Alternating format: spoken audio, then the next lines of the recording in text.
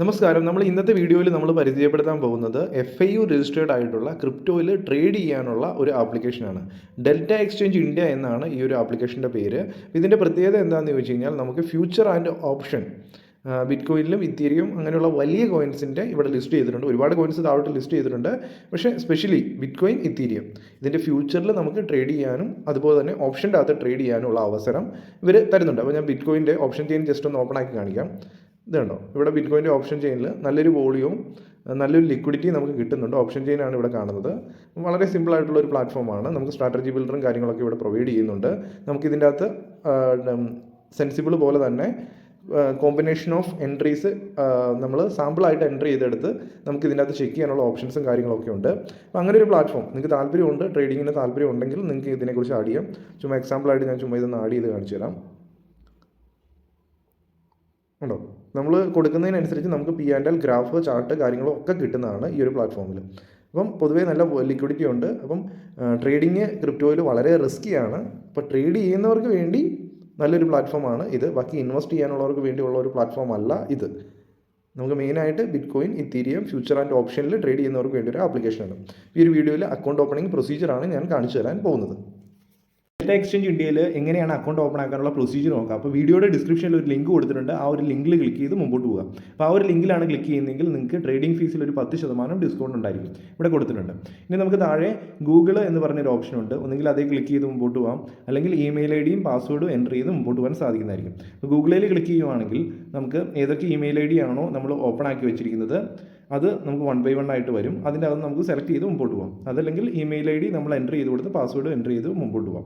ഞാൻ ഗൂഗിളിൽ സെലക്ട് ചെയ്ത് കഴിഞ്ഞപ്പോൾ നമ്മുടെ എൻ്റെ മൊബൈലിൽ ഓപ്പൺ ആയിട്ട് ലോഗിൻ ചെയ്ത് കിടക്കുന്ന ഇമെയിൽ ഐ ഡീസ് എല്ലാം വന്നിട്ടുണ്ട്. നമുക്ക് അനുയോജ്യമായ ഒരു ഇമെയിൽ ഐ ഡി സെലക്ട് ചെയ്ത് കൊടുത്ത് മുമ്പോട്ട് പോകാൻ സാധിക്കുന്നതായിരിക്കും. ഇപ്പോൾ ഞാനൊരു ഇമെയിൽ ഐ ഡി സെലക്ട് ചെയ്തിട്ടുണ്ട്. അതിനുശേഷം ഞാനിവിടെ കണ്ടിന്യൂ എന്ന് ക്ലിക്ക് ചെയ്ത് കൊടുത്ത് മുമ്പോട്ട് പോവാണ്.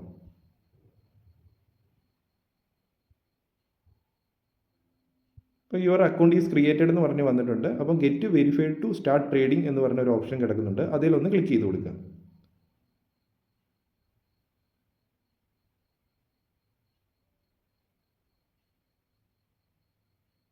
അപ്പോൾ നമുക്കിവിടെ ഇൻഡിവിജ്വൽ, നോൺ ഇൻഡിവിജ്വൽ എന്ന് പറഞ്ഞ 2 സെക്ഷൻസ് ഉണ്ട്. അപ്പോൾ പൊതുവേ എല്ലാവരും ഇൻഡിവിജ്വലായിട്ട് ട്രേഡ് ചെയ്യാനുള്ള രീതിയിലാണ് ചെയ്യുന്നത്. അങ്ങനെയാണെങ്കിൽ ഇൻഡിവിജ്വൽ തന്നെ സെലക്ട് ചെയ്ത് കൊടുക്കുക. ഇവിടെ ഒരു പെർമിഷൻ ചോദിക്കുന്നുണ്ട്, അതൊന്ന് അലോ ചെയ്ത് കൊടുക്കുക. ഇവിടെ നമുക്ക് പറയുന്നുണ്ട് KYC വെരിഫിക്കേഷൻ നമ്മൾ ചെയ്യേണ്ടതായിട്ടുണ്ട്. Phone verification, Aadhaar card verification, pan card verification, selfie verification. അപ്പം നമുക്ക് വെരിഫൈ നൗ എന്ന് ക്ലിക്ക് ചെയ്ത് കൊടുത്ത് മുമ്പോട്ട് പോകാം.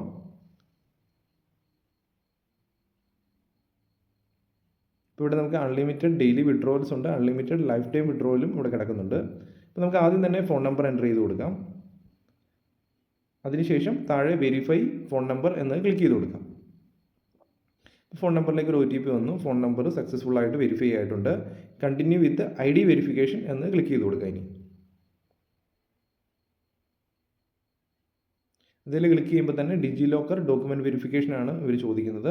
നമുക്ക് വെരിഫൈ വിത്ത് ഡിജി ലോക്കർ എന്ന് പറഞ്ഞ ഓപ്ഷൻ സെലക്ട് ചെയ്ത് കൊടുക്കാം. ഇവിടെ 3 ക്വസ്റ്റ്യൻസ് വരുന്നുണ്ട്. ഡിജി ലോക്കർ അക്കൗണ്ട് ഉണ്ടോ എന്ന് ചോദിക്കുന്നുണ്ട്.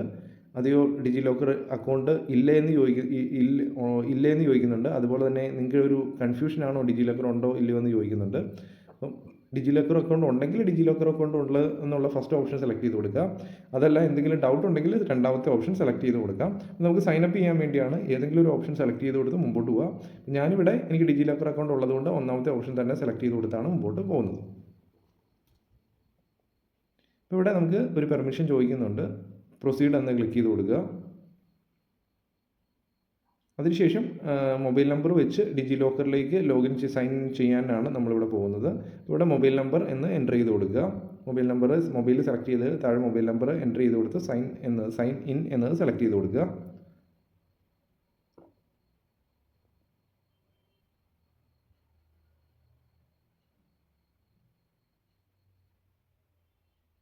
നമ്മുടെ മൊബൈൽ നമ്പറിലേക്ക് ഒരു OTP വരും. ആ ഒരു OTP ഇവിടെ എൻ്റർ ചെയ്തതിന് ശേഷം സൈൻ ഇൻ എന്നത് സെലക്ട് ചെയ്ത് കൊടുക്കുക.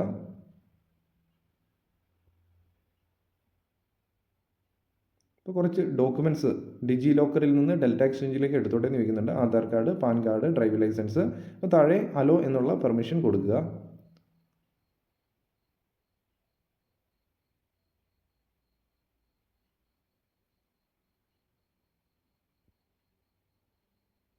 ഇവിടെ ഡോക്യുമെൻറ്റ്സ് എടുക്കുന്നുണ്ട്. ഡിജി ലോക്കറിൽ നിന്ന് ഡെൽറ്റ എക്സ്ചേഞ്ചിലേക്ക് ഡോക്യുമെൻറ്റ്സ് നമ്മുടെ കോപ്പി ചെയ്യുന്നുണ്ട്. അതാണ് അവിടെ കാണിക്കുന്നത്. ഇപ്പോൾ ഡോക്യുമെൻറ്റ്സ് സക്സസ്ഫുൾ ആയിട്ട് വെരിഫൈ ചെയ്തിട്ടുണ്ട്.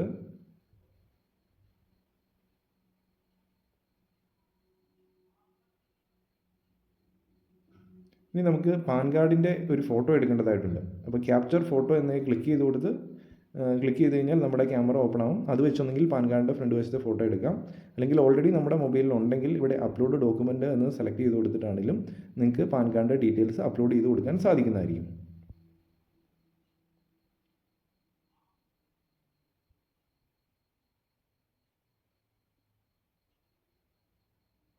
ഞാനിവിടെ രണ്ടാമത്തെ ഓപ്ഷനാണ് സെലക്ട് ചെയ്ത് കൊടുത്തത്. അതിനുശേഷം ഞാൻ ഓൾറെഡി ഡോക്യുമെൻറ്റ്സ് കിടക്കുന്നുണ്ട്, അത് ഞാനിങ്ങോട്ട് അപ്ലോഡ് ചെയ്യുകയാണ് ചെയ്തേക്കുന്നത്. യൂസ് ദിസ് ഡോക്യുമെൻറ്റ് എന്ന് സെലക്ട് ചെയ്ത് കൊടുക്കുക. അപ്പം ഒരു പാൻ കാർഡിൽ ഡീറ്റെയിൽസ് ഒക്കെ ഒന്ന് ചെക്ക് ചെയ്തതിന് ശേഷം നമ്മുടെ പാൻ കാർഡ് നമ്പർ, നമ്മുടെ പാൻ കാർഡിലുള്ള പേര്, ഡേറ്റ് ഓഫ് ബർത്തും കാര്യങ്ങളൊക്കെ ഒന്നും കൂടെ ഇവിടെ ഓട്ടോമാറ്റിക്കായിട്ട് ഡീറ്റെയിൽസ് എഴുതി വന്നിട്ടുണ്ട്. അപ്പോൾ അതൊന്ന് ചെക്ക് ചെയ്തതിന് ശേഷം താഴെ പ്രൊസീഡ് എന്ന് ക്ലിക്ക് ചെയ്ത് കൊടുത്ത് കൺഫേം ചെയ്യുക.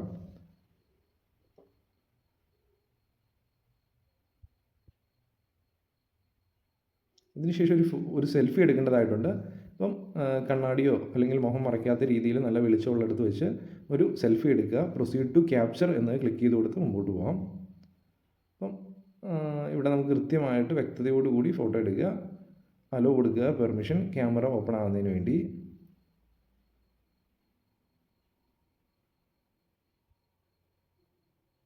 ഞാനിവിടെ ഒരു ഫോട്ടോ എടുക്കുകയാണ് സെൽഫി ആയിട്ട്.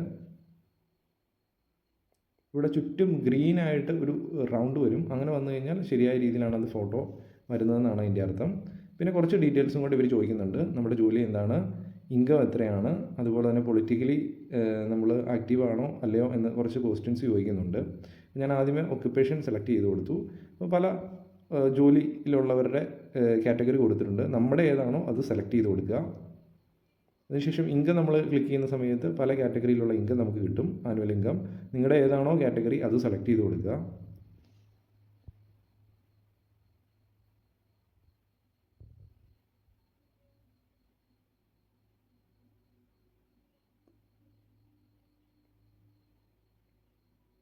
KYC വെരിഫിക്കേഷൻ സബ്മിറ്റ് ആയിട്ടുണ്ട്.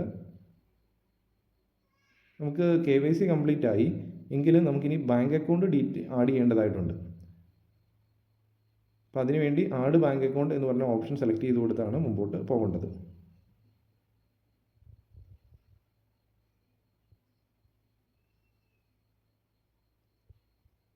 ഇപ്പോൾ ഇവിടെ നമ്മുടെ ഓൾറെഡി നമ്മുടെ പേര് ഇവിടെ ഓട്ടോമാറ്റിക്കായിട്ട് അവർ എടുത്തിട്ടുണ്ട്. പാൻ കാർഡ് ഡീറ്റെയിൽസ് ഉപയോഗിച്ച് അക്കൗണ്ട് നമ്പറും IFSC കോഡും ഇവിടെ എൻ്റർ ചെയ്ത് കൊടുക്കേണ്ടതായിട്ടുണ്ട്.